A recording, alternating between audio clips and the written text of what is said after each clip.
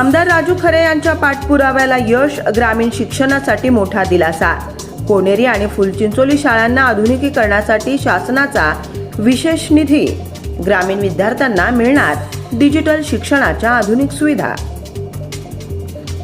मोहोळ विधानसभा मतदारसंघातील जिल्हा परिषद शाळांच्या आधुनिकीकरणासाठी विशेष निधी मंजूर करण्यात आलाय। या निधीमुळे ग्रामीण भागातील विद्यार्थ्यांना दर्जेदार आणि आधुनिक शिक्षणाची सुविधा उपलब्ध होणार आहे। मोहोळ तालुक्यातील कोनेरी येथील जिल्हा परिषद शाळा तसेच पंढरपूर तालुक्यातील फुलचिंचोली येथील शाळांसाठी हा निधी मंजूर करण्यात आलाय। या कामासाठी आमदार राजू खरे यांनी सातत्यानं पाठपुरावा करत राज्य सरकारकडे पाठपुरावा केला होता।